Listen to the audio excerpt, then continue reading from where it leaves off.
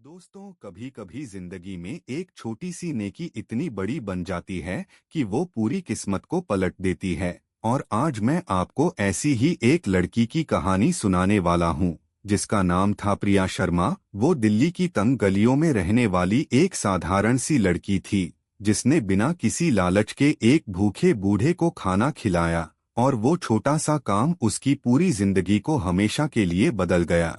वो रात चैन से सो गई थी, लेकिन अगली सुबह उसके दरवाजे पर जो दस्तक हुई उसने सब कुछ उलट पलट कर रख दिया। अब सवाल ये नहीं है कि क्या होगा, बल्कि ये है कि कैसे होगा।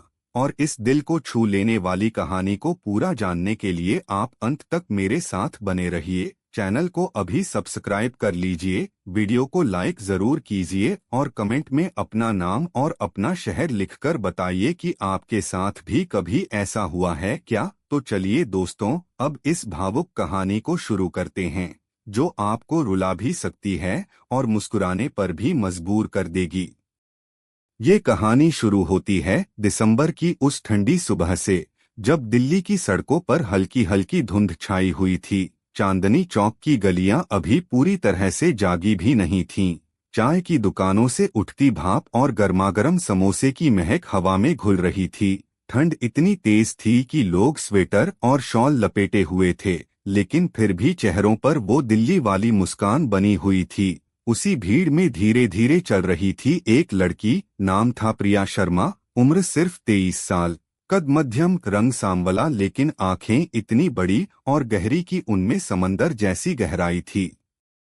उसने साधारण सी नीली साड़ी पहनी हुई थी, पुराना शॉल कंधे पर लटका था और हाथ में एक छोटी सी थैली थी जिसमें उसके पास जो भी थोड़ी बहुत बचत थी वो रखी हुई थी। कुल जमा 2000 रुपए से थोड़े ज्यादा। अगले महीने उसकी शादी तय थी। लड़का था अजय सिंह, एक छोटे से बैंक में कैशियर था। महीने की सैलरी 30,000 के आसपास। माम पापा बहुत खुश थे कि गरीबी के बावजूद बेटी का घर बस रहा है। माँ राधा देवी तो रात रात भर जागकर बेटी के लिए दुआएं मांगती रहती थीं। पापा सुरेश शर्मा जो दिन भर ऑटो चलाते थे वो भी हंसकर कहते कि हमारी बेटी अब खुश रहेगी। प्रिया आज शादी के लिए एक सस्ता लेकिन प्यारा सा लहंगा लेने निकली थी। वो करोल बाग की पुरानी कॉलोनी में रहती थी, वहां की संकरी गलियां जहां दो लोग मुश्किल से गुजर पाते थे, जहां बिजली रात के 2 बजे आती थी, जहां पानी के लिए सुबह 4 बजे लाइन लगानी पड़ती थी, वही उसका छोटा सा घर था। लेकिन प्रिया का दिल बहुत बड़ा था। वो हमेशा कहती कि माँ, गरीबी तो सिर्फ एक हालत है, इंसानियत तो दिल में बसती है। वो चांदनी चौक की एक पुरानी दुकान दिल्ली फैशन हाउस में घुसी। दुकानदार चाचा जी मुस्कुराए और बोले, आओ प्रिया बेटी, आज दुल्हन बनने आई हो क्या। प्रिया शर्माते हुए बोली, चाचा जी बस जेब के हिसाब से कुछ सस्ता सा दिखा दो, ज्यादा महंगा नहीं ले सकती। चाचा जी ने 3-4 लहंगे निकाले और कहा, देखो बेटी, ये वाला सिर्फ 1500 का है, शादी में बहुत जंचेगा। प्रिया एक हरा दुपट्टा हाथ में लेकर देख ही रही थी कि तभी दुकान के दरवाजे पर एक कांपती हुई आवाज गूंजी, बेटी एक निवाला दे दे, बहुत भूख लगी है, 3 दिन से कुछ नहीं खाया। सबने मुड़कर देखा। दरवाजे पर खड़ा था एक बूढ़ा आदमी, उम्र 70 के करीब, फटे हुए कपड़े पहने हुए, पैरों में जूते भी नहीं, सिर्फ फटे हुए मोजे, बाल सफेद और उलझे हुए, दाढ़ी लंबी और चेहरा झुर्रियों से भरा, लेकिन आंखें इतनी साफ और चमकदार कि उनमें एक अलग ही रोशनी थी। उसने हाथ जोड़कर फिर कहा, बेटी अगर तू मुझे एक रोटी भी खिला देगी तो भगवान तुझे लाखों का इनाम देगा। दुकानदार चाचा जी जोर से हंसे और बोले, अरे बाबा, ये क्या नया नाटक है, रोज आते हो, रोज कोई नई कहानी, अब तो हद हो गई, जा आगे जा, यहाँ दुकान है, चैरिटी नहीं। कहते हुए उन्होंने बाबा को धक्का दे दिया। बूढ़ा लड़खड़ाया, गिरते गिरते संभला, लेकिन फिर भी हाथ जोड़कर बोला, बेटी बस एक रोटी, ऊपर वाला तुझे बहुत देगा। और वो धीरे धीरे लंगड़ाते हुए चले गए।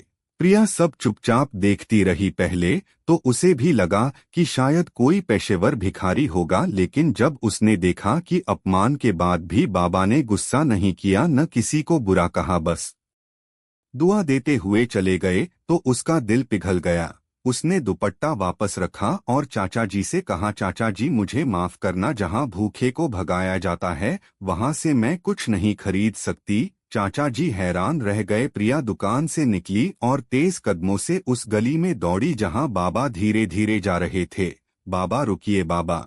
बूढ़े ने मुड़कर देखा। उसकी आंखों में पहले हैरानी थी, फिर एक गर्माहट भरी चमक। प्रिया उनके पास पहुंची और हांफते हुए बोली, बाबा आपको भूख लगी है ना, चलिए मैं आपको खाना खिलाती हूँ। बाबा की आंखें नम हो गईं। वो बोले, बेटी तू मुझे खाना नहीं बल्कि इंसानियत का सबक दे रही है, भगवान तुझे सब कुछ देगा। प्रिया मुस्कुराई और बोली, बाबा मुझे कुछ नहीं चाहिए, बस दिल का सुकून चाहिए। वो उन्हें पास के राजू ढाबे पर ले गई। 15 रोटियां, सब्जी, दाल और चावल पैक करवाया। बाबा को देते हुए बोली, आधा अभी खा लो, आधा शाम को, और हाँ ये लो 100 रुपए, चाय भी पी लेना। बाबा की आंखों से आंसू बहने लगे। उन्होंने प्रिया का हाथ पकड़ा और बोले, बेटी तेरा नाम क्या है? प्रिया ने हंसते हुए कहा, प्रिया शर्मा, करोल बाग की पुरानी कॉलोनी में रहती हूँ। पापा ऑटो चलाते हैं, उनका नाम सुरेश शर्मा है। बाबा ने आसमान की तरफ देखा और धीरे से बोले, याद रखना प्रिया, तेरी जिंदगी अब बदलने वाली है, बहुत जल्दी बहुत बड़ी बदलाव आने वाला है। प्रिया हंस दी और बोली, बाबा मुझे लाखों नहीं चाहिए, बस खुशी चाहिए। और वो मुड़कर चली गई। रात को जब प्रिया घर लौटी तो माँ राधा देवी ने पूछा, बिटिया लहंगा ले आई क्या? प्रिया ने सिर्फ इतना कहा, मन नहीं किया माँ, लेकिन उसके मन में बाबा के शब्द बार बार गूंज रहे थे, तेरी जिंदगी बदलने वाली है। वो रात भर सो नहीं पाई, सोचती रही कि क्या सच में ऐसा कुछ होगा या बस बाबा की दुआएं हैं। अगली सुबह सूरज की पहली किरण अभी पड़ी ही थी। माँ रसोई में चाय बना रही थी, पापा अखबार पढ़ रहे थे, प्रिया झाड़ू लगा रही थी। तभी दरवाजे पर जोरदार दस्तक हुई। एक कुरियर वाला खड़ा था। प्रिया शर्मा जी हाँ, लेकिन मैंने कुछ ऑर्डर नहीं किया। उसने एक बड़ा सा पैकेट थमाया। माम पापा भी आ गए। तीनों ने मिलकर पैकेट खोला। अंदर एक मोटा लिफाफा और एक चेक। जब पापा ने चेक देखा तो उनकी सांसें थम गईं। 2 करोड़ रुपए, हाँ 2 करोड़, और लिफाफे में एक खत था। पापा के हाथ कांप रहे थे। प्रिया ने धीरे धीरे पढ़ना शुरू किया, मेरी प्यारी बेटी प्रिया, मैं वही बूढ़ा हूँ जिसे तूने कल 15 रोटियां दी थीं। मैंने कहा था एक रोटी पर लाखों दूंगा, तूने 15 दी, इसलिए मैं तुझे दोगुना आशीर्वाद दे रहा हूँ। मैं कोई भिखारी नहीं हूँ, मेरा नाम रामचंद्र सिंह है, मैं दिल्ली का रिटायर्ड व्यापारी हूँ। मेरे पास सब कुछ था, धन दौलत घर गाड़ियाँ, लेकिन दिल सूना था। मैं सालों से ऐसे इंसान की तलाश में था जिसका दिल सच्चा हो, जो बिना स्वार्थ के मदद करे। मैंने कई संस्थाओं को करोड़ों दिए, लेकिन हर जगह धोखा मिला। इसलिए मैं खुद फटे कपड़ों में सड़कों पर निकला और मुझे तू मिली। तूने मुझे खाना दिया, लेकिन बदले में कुछ नहीं मांगा। तेरी आंखों में करुणा थी, लेकिन लालच नहीं। ये पैसे तेरे लिए नहीं, तेरे उस दिल के लिए हैं जो बिना मतलब के दूसरों की सहायता करता है। अगर कुछ समझ न आए तो इस पते पर आना, पटेल नगर, शिव मंदिर रोड, सुख भवन। में तेरा इंतजार करूंगा, तेरा बाबा रामचंद्र सिंह। खत पढ़ते पढ़ते माँ रोने लगी। पापा की आंखें भर आईं। प्रिया चुपचाप खड़ी थी, फिर शांत स्वर में बोली, पापा अब हम अजय से शादी नहीं करेंगे। जिसने शादी से पहले दहेज मांगा वो हमारे लायक नहीं। पापा ने गर्व से सिर उठाया और बोले, बिल्कुल ठीक कहा बेटी, अब हमारी जिंदगी नई दिशा में चलेगी।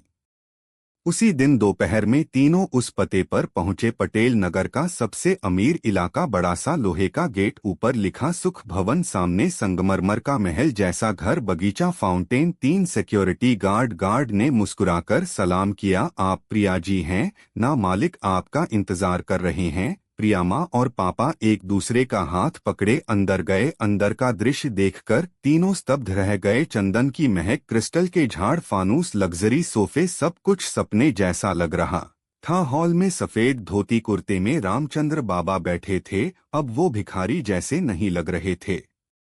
चेहरा चमकदार, दाढ़ी साफ, आंखों में शांति। प्रिया को देखते ही वो उठे और उसे गले से लगा लिया। आओ बेटी, मुझे पता था तू आएगी। फिर माम पापा को प्रणाम किया। सब बैठे, कॉफी आई। बाबा ने धीरे धीरे अपनी पूरी कहानी सुनाई, कैसे वो अकेले पड़ गए थे, बेटा अमेरिका में बस गया, बहू ने संपत्ति के लिए केस कर दिया, कैसे उन्होंने तय किया कि अपनी सारी दौलत उसी को देंगे जो इंसानियत की जीती जागती मिसाल हो, कैसे वो महीनों से फटे कपड़ों में गलियों में भटक रहे थे और कैसे प्रिया ने उनका परीक्षण पास कर लिया। फिर बाबा ने जो कहा वो सुनकर सबकी सांसें रुक गईं। प्रिया, अब ये सुख भवन तेरा है, मेरा सारा व्यापार, फैक्ट्रियां, जमीन जायदाद, सब कुछ अब तेरे और तेरे पापा के नाम हो जाएगा। मैंने वकील से वसीयत लिखवा दी है। प्रिया के पैरों तले जमीन खिसक गई और वो बोली, बाबा मैं तो कुछ नहीं जानती, ये सब कैसे संभालूंगी। बाबा ने उसका हाथ पकड़ा और बोले, जिसके दिल में सच्चाई और नेकी हो वो सब कुछ सीख जाता है। मैं हूं ना सिखाने के लिए। उसके बाद की जिंदगी एक खूबसूरत सपने जैसी थी। प्रिया ने बाबा के साथ रहना शुरू कर दिया। बाबा उसे रोज कुछ नया सिखाते, व्यापार कैसे चलाना है, समाज सेवा कैसे करनी है, लोगों से कैसे बात करनी है। लेकिन प्रिया का दिल एक ही सपने पर अटका था, वो एक स्कूल खोलना चाहती थी। नाम रखा आशा विद्या निकेतन, गरीब बच्चों के लिए फ्री पढ़ाई, फ्री खाना, फ्री किताबें। बाबा ने कहा, बेटी तू जो चाहे कर, ये पैसा अब तेरा नहीं उन बच्चों का है। लेकिन रास्ता आसान नहीं था। जिस प्लॉट पर स्कूल बनना था उस पर एक लोकल पॉलिटिशियन करण मेहता की नजर थी। उसने अधिकारियों को रिश्वत देकर फाइलें गुम करवा दी। प्रिया महीनों ऑफिस के चक्कर काटती रही, कभी क्लर्क छुट्टी पर तो कभी अधिकारी मीटिंग में। लेकिन प्रिया हार नहीं मानी, हर रोज जाती। एक दिन सड़क किनारे कुछ बच्चे मिट्टी में खेल रहे थे। एक छोटा सा बच्चा दौड़कर प्रिया के पास आया और बोला, दीदी आप रोज यहाँ क्यों आती हो। प्रिया ने मुस्कुराकर कहा, तुम सबके लिए एक स्कूल बना रही हूँ जहाँ मुफ्त में पढ़ाई होगी, खाना मिलेगा, कोई नहीं डांटेगा। बच्चे की आंखें चमक उठीं, सच दीदी तो मैं रोज आऊंगा। प्रिया की आंखें नम हो गईं। उसने बच्चे के सिर पर हाथ फेरा और मन में ठान लिया, चाहे जो हो जाए ये स्कूल बनेगा। फिर एक दिन करण मेहता ने प्रिया को बुलाया। उसका बंगला गुंडों से भरा हुआ था। वो कुर्सी पर बैठा सिगरेट पी रहा था। तो तुम हो वो करोड़ों वाली लड़की, जमीन छोड़ दो, हम शॉपिंग मॉल बनाएंगे, तुम्हें क्या जरूरत स्कूल की। प्रिया ने शांत लेकिन मजबूत आवाज में कहा, वो जमीन बच्चों के सपनों की है, मुनाफे की नहीं। सपनों से पेट नहीं भरता ये तुम कहते हो, लेकिन मैं कहती हूँ जब तक एक बच्चा भी भूखा है तब तक किसी का धन पूरा नहीं होता। और वो मुड़कर चली गई। करण मेहता ने धमकियां दी लेकिन प्रिया नहीं डरी। बाबा ने अगले दिन पूरे अखबार में बड़ा सा ऐड छपवाया, आशा विद्या निकेतन, समाज के लिए, बच्चों के भविष्य के लिए। शहर जाग उठा। बच्चे, औरतें, ऑटो वाले, मजदूर सब सड़कों पर उतर आए। मीडिया ने कवरेज किया। आखिरकार सरकारी ऑफिस को झुकना पड़ा। परमिशन मिल गई। उद्घाटन का दिन, सैकड़ों बच्चे नए यूनिफॉर्म में, हाथों में गुब्बारे लेकर खड़े थे। बाबा स्टेज पर थे। उन्होंने माइक पकड़ा और बोले, आज मैं फिर से जी उठा हूँ। एक लड़की ने मुझे रोटी नहीं बल्कि नई जिंदगी दी, उसका नाम है प्रिया शर्मा। भीड़ तालियों से गूंज उठी। प्रिया रो रही थी लेकिन किस्मत को अभी और मोड़ लेना था। उद्घाटन के कुछ दिनों बाद बाबा की तबीयत खराब हो गई। डॉक्टर ने कहा उम्र का असर है। प्रिया रात दिन उनके पास रही। एक रात बाबा ने प्रिया को बुलाया, बेटी अगर कल मैं न रहूं तो रोना मत, मुझे गर्व है कि तुझे जैसी बेटी मिली। बस एक वादा कर, जो भी भूखा आए उसे कभी खाली न लौटाना।